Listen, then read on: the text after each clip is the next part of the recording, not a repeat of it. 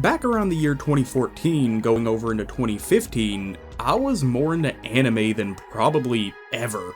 I spent hours and hours of every single day that wasn't wasted working shifts at a local dollar store, completely absorbed in tons of different series. Evangelion, Toriko, Attack on Titan, Gurren Lagann, Hunter x Hunter, like, I spent hours online trying to find out what people had to say about these new weekly shows at the time because I was falling into a whole new world that I was just loving so much.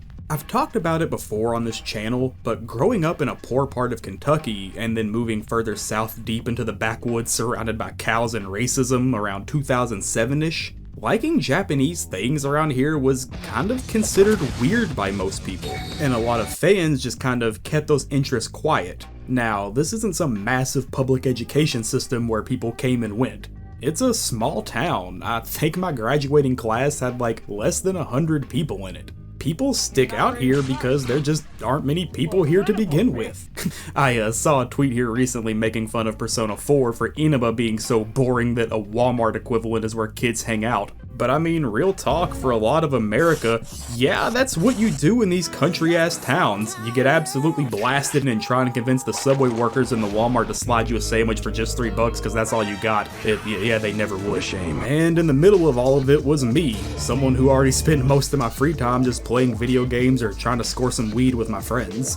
Around the time of 12th grade, so this would be 2012 to 2013, I was secretly developing a love for JRPGs like Persona and shows like JoJo's Bizarre Adventure. Cool-ass Japanese media was something that I had almost totally ignored since the Toonami days as a kid due to peer pressure, so this was all just fresh again for me for the first time. But with that being said, I really didn't have many connections into that whole world because of where I lived. So all of my knowledge of anime was based on whatever I'd heard online for years on various message boards, which around that era was literally nothing but slander for shonen series like Bleach, Naruto, Fairy Tail, and One Piece, how they were super overrated baby shit and real chads only read seinen manga like Berserk.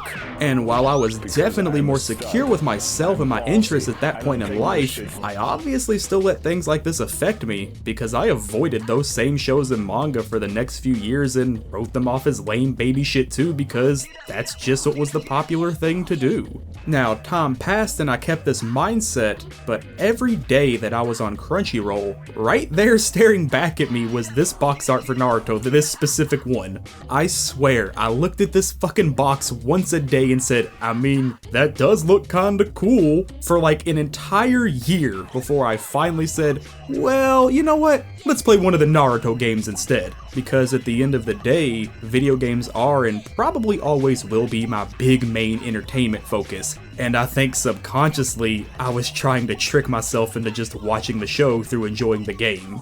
Well, it worked. I watched all of Naruto and then Shippuden up to its current episode, which at the time was some random war arc filler, I think. And I fucking loved it. Like, a lot. It kind of shocked me. The story, the characters, the music, oh my god, you can hear it going right now. If you know, you know. One day I'll definitely talk more about my love for Naruto on this channel, but after that, the barriers were kind of just broken. I no longer cared at all about a series' reputation or online opinion. From then until now, I've watched and read whatever the hell I want because who knows, I might actually enjoy it. Except for One Piece. I couldn't honestly even tell you why. For some reason, despite looking at the box art on Crunchyroll and feeling that same temptation that I had felt with Naruto and knowing I might enjoy it, I just couldn't make myself do it. It's the show with the bad rap intro, the show where the MC's power is he's a Gumby-ass rubber stretchy guy. It's the show / manga that will never end and would just literally take too long to get into, like reason after reason trying to stop myself from watching because subconsciously, the same with Naruto, I think I know I really wanted to and I was just nervous to admit it to myself for some reason. So, I did what I always do in the situation. I bought the first One Piece Pirate Warriors game. Now, I'm a big fan of Musou Games in general, so I was more than satisfied with Pirate Warriors 1, but in terms of both a Musou and a One Piece fan game, it's a bit lacking. Super small roster and it just felt really stiff. PW2 is 10 out of 10 though. From the standpoint of someone who was curious about One Piece, I was shown the things that I just hadn't ever seen before. How fun Luffy seemed in his Japanese voice, how cool Zoro looked, and then he put a fucking sword in his mouth, which I was not expecting. This smoking cook who was kicking the shit out of all these people which seemed to be on a pirate ship of chefs? A girl swinging a stick around that had weather-based attacks that she did not get until way later in the anime, but whatever, who cares. Usopp was also there too, of course, and he seemed goofy and fun, but time skip Usopp is when his moveset started to go wild, so I didn't have much to say about him at that moment. Now he's top 10, 10 out of 10, God Usopp the best. And honestly, I'd say within an hour of playing it, I was watching episode 1 with Luffy popping out of that barrel in front of Kobe. And I didn't stop. Almost 10 years later now, I still haven't. I've seen the entire anime up until Zao twice. Once for myself and once again to get my girlfriend into it. Don't worry, I'm not that insane. And I still watch the new episodes as they release, reading each new chapter the second it drops. Because truly, this series has become something special to me. And others, if you couldn't tell.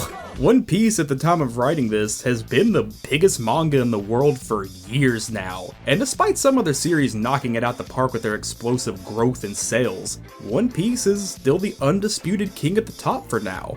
Its fan base is worldwide, an entertainment juggernaut whose influence can literally be felt in so many things. It's a series that in itself is so hard to describe because it's so many little things combined together to make a massive, heartfelt, and sprawling story with an enormous cast that you just can't help but love. Each arc has moments considered legendary in the grand sense of the manga and anime community, and it's absolutely deserved. The question of what is the One Piece has been a prevalent thing in culture for years now, and people I know that don't give a shit about One Piece or anime in general will always ask me, so what is the One Piece? What do you think it is? Because regardless of anything, it's still a massive series with that big of a worldwide status to where even people just passing by end up a little curious. Kind of sidetracking for a second, it reminds me of the mid-2000s show Lost. Did anyone here remember Lost? Where even if you didn't watch it, people of a certain age at that time knew about the general mystery because it was such a famous thing in culture. That being, the fuck is up with this island? It's taken much longer, but now in 2022, I really do feel like One Piece is getting kinda close to that same level of cultural prevalence, the same with Dragon Ball Z, honestly. You can just talk for hours about the legacy of the series and what makes it such an amazing thing, and one day, I definitely will. But that's not what I'm here for today. From the very first second I thought about making this channel, already in my mind was, well, at some point, I have to talk about One Piece. But more than that was the second question of, well, how do I talk about One Piece? It's one of the most popular series in the world. It's been talked about to literal death online. Every single new chapter or episode has multiple channels that exist just to cover it. I don't know what I would analyze, what arcs to go into, how to convince you fuckers that Thriller Bark is good, that arc rules, who cares if Moria is kinda lame. There's so many angles to approach from because this series is so fucking massive that you could talk for hours and hours and miss entire plot points and characters. And even as I'm here typing this right now, I have no clue how to come close to taking on this whale the size of 52 laboons. So, I'm not going to right now. All I'm going to do is talk to you about what it means to me because at this moment, that's all I really know how to do. Now, like I had said earlier, all my free time was spent between work shifts and watching anime at this point. After I had started One Piece, I learned that a lot of episodes are 24 minutes, but if you skip the theme and the recap, you shave off 5 or 6 minutes, making these episodes way less than 24 minutes each. So with that in mind, binging 2 episodes on my lunch was never really that difficult. Every day at work, I would think about how Luffy was gonna smack the dog shit out of Arlong for destroying Nami's life. I thought about who was that mysterious tattooed man at Logetown that saved Luffy from Smoker. What was up with this hidden world history carved on old ass stones, and will someone get this man out of the treasure chest? I was laughing as Luffy did whatever dumbass and completely carefree thing next. I was tense when Zoro had to confront a legendary swordsman who just showed up out of nowhere on a small ass boat. Emotionally destroyed as I watched Chopper's story with his master. Like, it was all I could focus on because this world was just so expansive and rich. And honestly, at that point in time, that was what I needed. A world that I could live in that wasn't this one. One of the reasons I'm struggling to talk about One Piece, but also the same reason I want to so bad, is because it means something else to me than just being a great show that I love a lot. I fell into this world with these characters and let it absorb me because honestly, when I wasn't absorbed in the world of One Piece, all I could really think about was leaving this world. I mentioned watching between work shifts now because at the time I was a 19-year-old manager at a dollar store where no one wanted to be in a dead-end small-ass town. I actually lived next door to the store like you could toss a rock and hit a parked fucking car. Now my average work week was well over 40 hours, but we had to work off the clock past 40 usually because consistent overtime would get us managers in trouble. Yeah, fuck Dollar General, y'all owe me some money, but anyway. I was in a very unhealthy relationship at the time that was actually ending, so time that wasn't spent at work was spent at home just thinking non-stop. And to try and cope with the racing thoughts, retail hell, and former relationship issues, in a town of less than 4,000 people, I was pretty much drunk, high, and on hella pills at the time. Thankfully, I never hit a point of reliance or anything on them, and it was more of just a way to try and cope with myself and to obliterate my thoughts because I was so tired of thinking. These things adding up, and plus just general depression from, the trademark rough childhood stuff that a lot of us unfortunately have now, it was just every day. So it's hard to both describe and just talk about suicidal thoughts. At least coming from my perspective, I assume everyone's different in how they have them. It's never been the go-to thought for me, like I've never had bad things happen and say to myself, well, that's it, that's the thing right there. More so, it's just always been there. Like ever since I was in elementary school, it's just never really gone away. Now sure, sometimes it's not on my mind really at all and I can go about my day as usual, but other times I focus in on it and the reality and the fallout and what it would actually mean. But usually it's just there in my head as a passive thought that comes and goes over time. And I think what started to make me nervous was it never felt like, well, this is it, I have to go now in a mad dash panic state, but just, man, I kinda wanna go every second of every day. I was living in a daze where I felt like I barely existed because honestly, I just didn't want to. Now I did have a support system. I thankfully had both friends and family who cared immensely for me and would do whatever they could for me.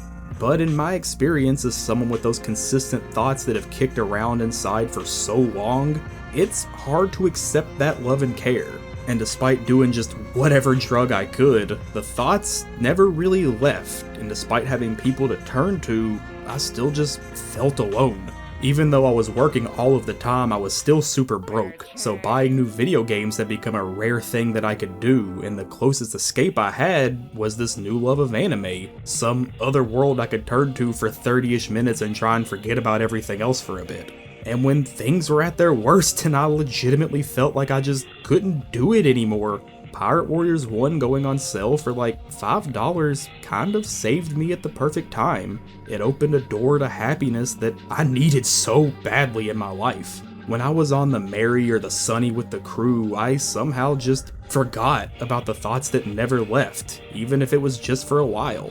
Sure, once the episode ended and I went back to life and work, things creep back in, but thankfully at the end of the day I could turn to an episode and just let go and dissolve into the world of the Grand Line. I did this every single day for almost 2 years until both quitting my job and finding personal happiness myself, and afterwards finding the job I'm still at now, in a healthy and happy relationship with the girlfriend you may have heard me mention in my Manga Collection videos. Shout out her, she's honestly way better than I'd ever deserve. Oh, and shout out my boys Matt and Jesse too. They literally may never even see this, but those two have been here for me forever and are more important than I could ever really go into. But anyway, through it all, the constant ups and downs to literally right this fucking second, One Piece has been there for me, keeping me so steady when I felt uneasy, a solid thing for me to lean on when I was just completely lost.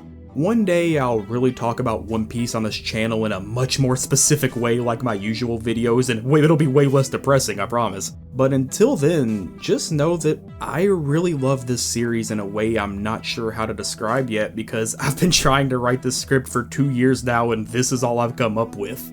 It took a very long time for me to get through these things, and honestly, as unfortunate as it sounds, they never went away. To this day, I still and may always will struggle with those thoughts, unfortunately. It's not really an easy thing to kick, but I'm thankful I'm here. I'm thankful that I found this solid support system for myself internally and externally. I found this new passion I'm really happy about doing, editing these thoughts together into some slightly entertaining, cohesive stream of bullshit. I'm thankful that despite being small still, I have people who come here for my dumbass videos and legitimately enjoy them. And I'm thankful that One Piece has always been here and hopefully will always be there for me in some way, because shit, my man is a fucking freight train. Thank you, Oda, and honestly, thank you to anyone who's watching. Like, for real, it means a lot to me. My next thing will definitely not be this much of a downer, it'll probably be video game related maybe, trying to spread my wings a bit. I hope the rest of your day or night or whatever is cool beans. Catch you next time.